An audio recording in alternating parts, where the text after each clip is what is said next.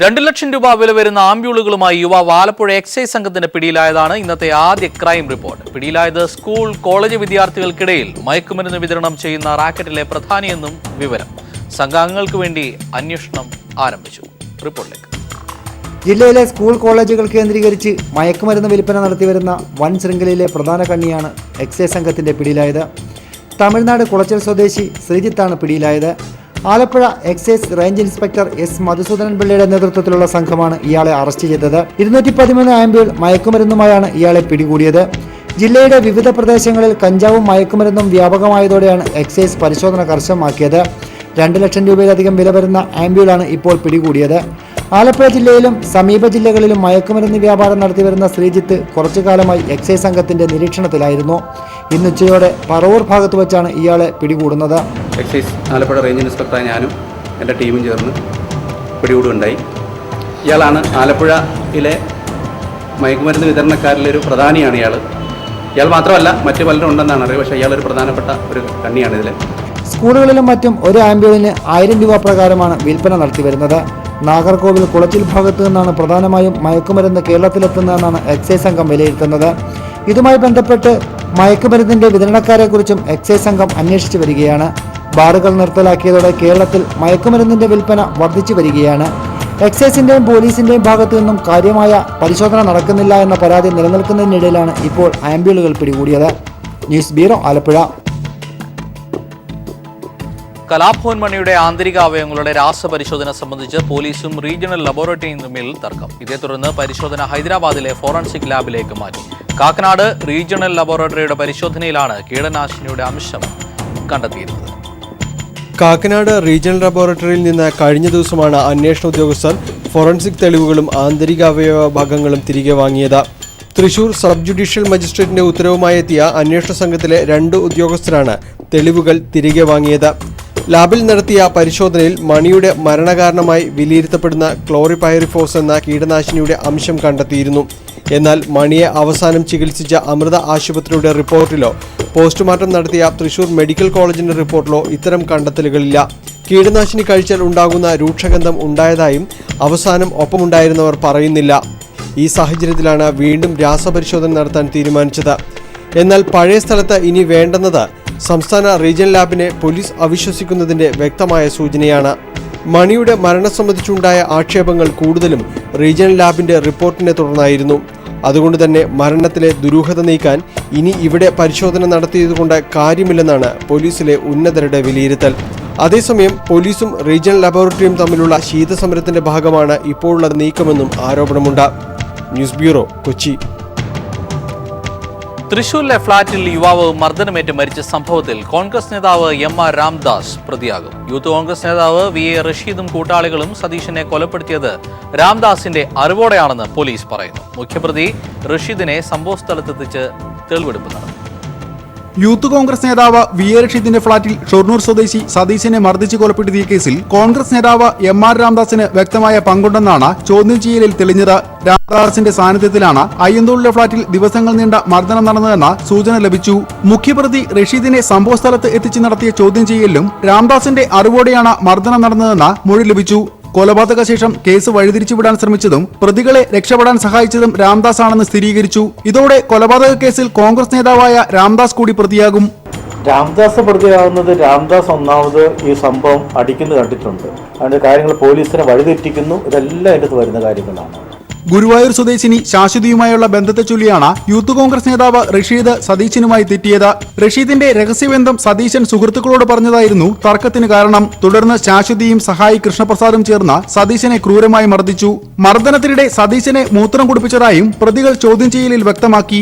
എം.ആർ. രാംദാസിനെയും ഫ്ളാറ്റിലെത്തിച്ച് തെളിവെടുപ്പ് നടത്തും. കേസിൽ ഇനിയും അറസ്റ്റുകൾ ഉണ്ടായേക്കുമെന്നാണ് സൂചന. News bureau, Thrissur. വനത്തിലൂടെയുള്ള യാത്രയ്ക്കിടെ സഞ്ചാരികൾ കാട്ടാനകളെ കല്ലെറിയുന്ന സംഭവങ്ങൾ വയനാട് മുത്തങ്ങ വനമേഖലയിൽ പതിവാണ്. കർണാടക വനത്തിനുള്ളിലെ റോഡരികുകളിൽ ക്യാമറകൾ സ്ഥാപിച്ച് വനംവകുപ്പ് ജാഗ്രത പാലിക്കുമ്പോൾ മുത്തങ്ങയിൽ ക്യാമറകൾ ഇല്ലാത്തതാണ് ഇത്തരം സംഭവങ്ങൾ ആവർത്തിക്കാനിടയാക്കുന്നത്. കഴിഞ്ഞ ദിവസം മുത്തങ്ങയിൽ കാട്ടാനയെ ആക്രമിച്ച കേസിൽ 4 പേർ പോലീസിൽ കീഴടങ്ങി.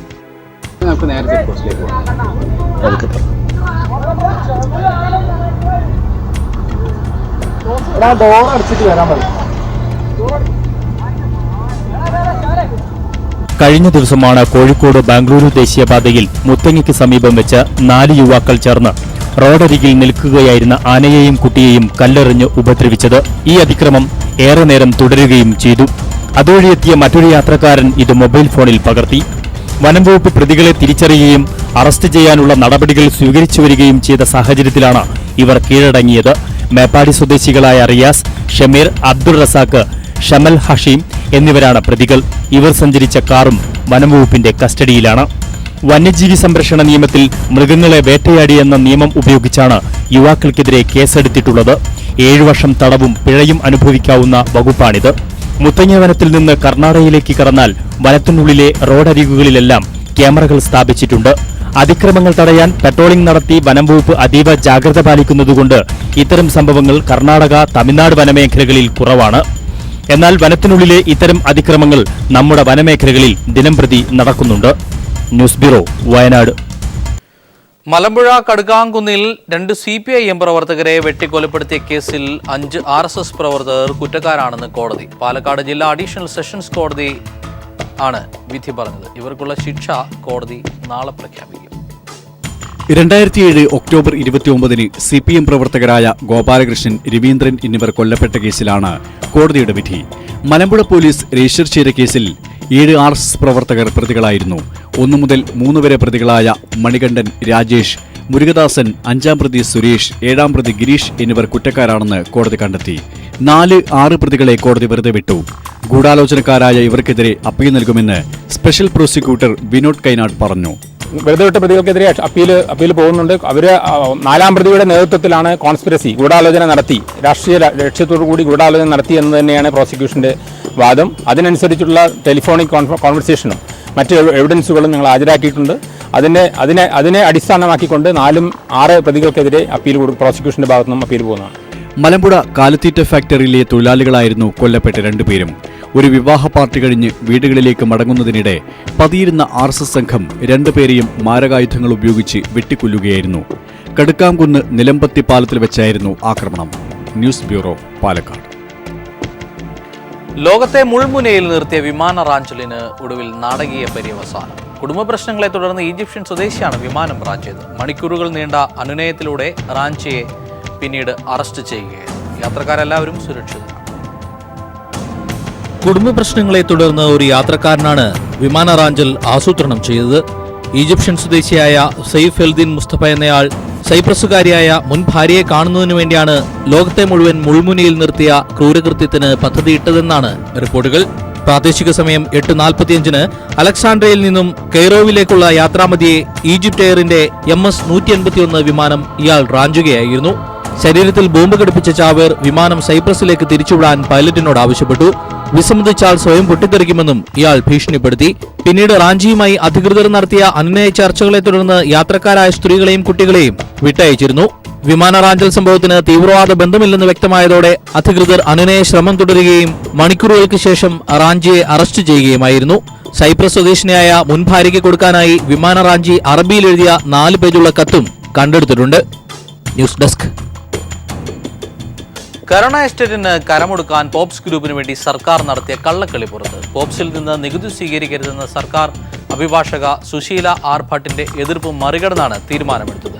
അഭിഭാഷകരുടെ എതിർപ്പ് സൂചിപ്പിച്ച് റവന്യൂ സെക്രട്ടറി AGക്ക് അയച്ച കത്ത് പീപ്പിൾ ടിവിക്ക് ലഭ്യമായി. കരുണ എസ്റ്റേറ്റിൽ നിന്ന് നികുതി സ്വീകരിക്കാനുള്ള തീരുമാനം വിവാദമായപ്പോൾ മുഖ്യമന്ത്രി നേരിട്ട് വിശദീകരണവുമായി രംഗത്ത് വന്നിരുന്നു.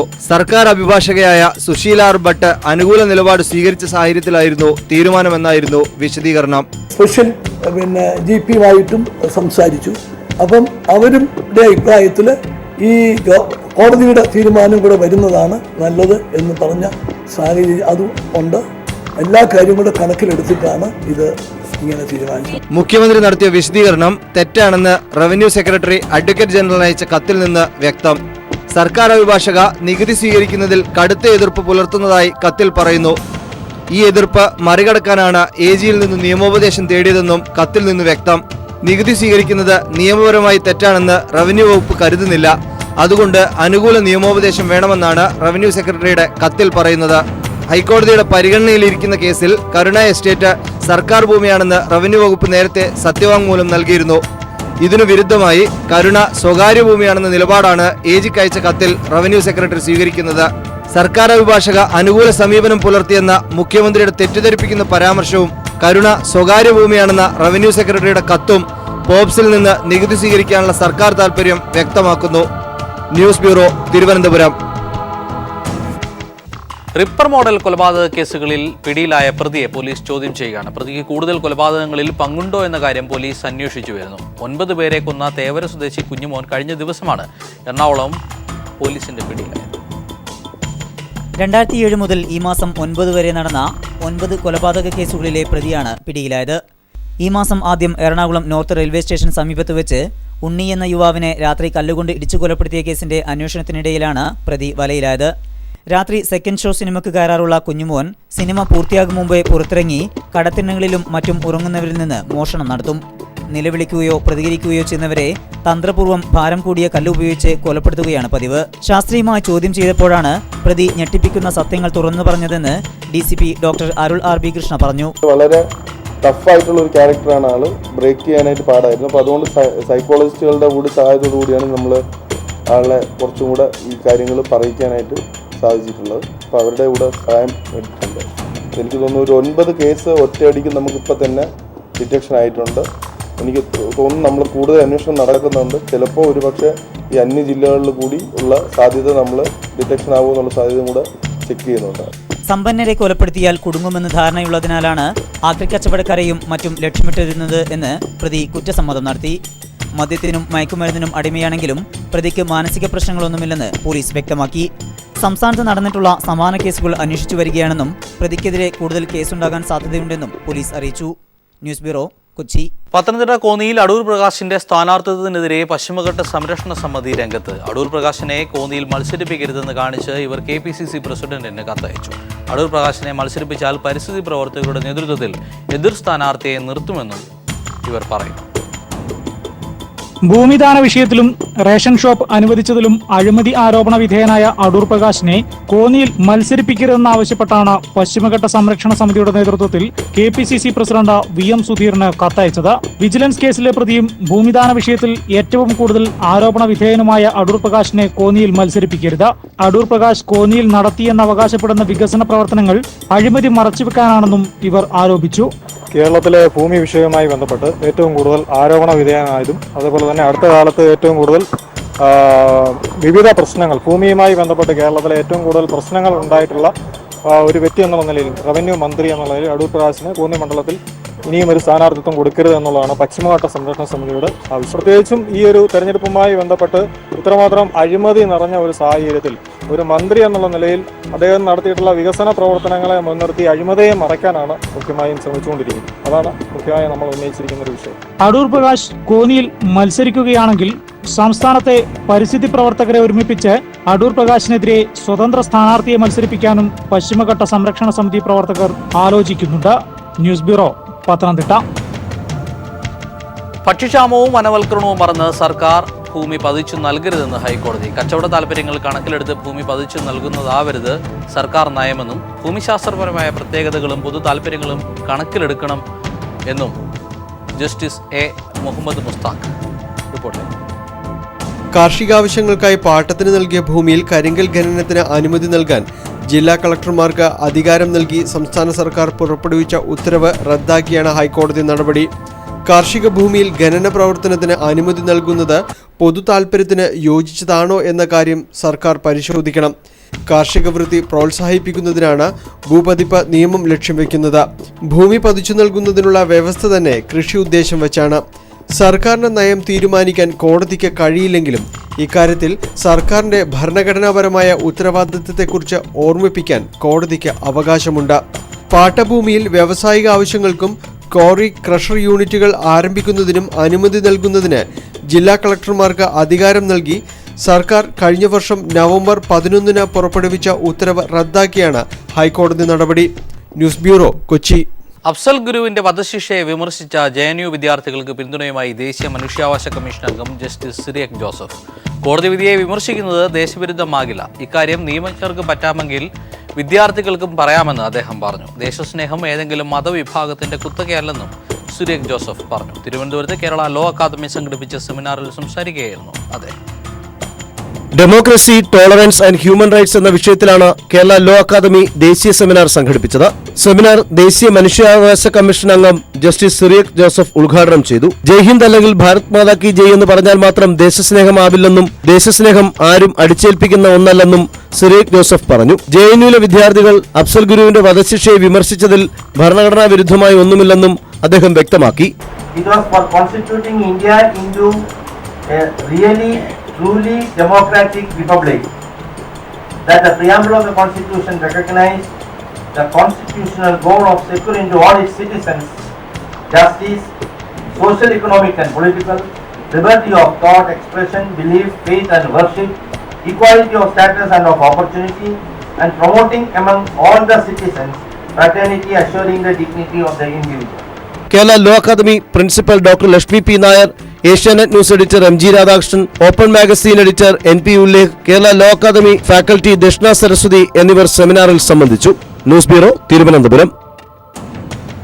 സംസ്ഥാനത്ത് സർവീസ് നടത്തുന്ന KSRTC ഉൾപ്പെടെയുള്ള ബസ്സുകളുടെ സർവീസ് പ്രായം കൂട്ടേണ്ടതില്ലെന്ന് തീരുമാനം. സംസ്ഥാനത്ത് സർവീസ് നടത്തുന്ന ബസ്സുകൾ 15 വർഷം മാത്രം നിരത്തിൽ ഓടിച്ചാൽ മതിയെന്നാണ് സംസ്ഥാന ഗതാഗത അതോറിറ്റി അന്തിമ തീർപ്പ് കൽപ്പിച്ചിരിക്കുന്നത്.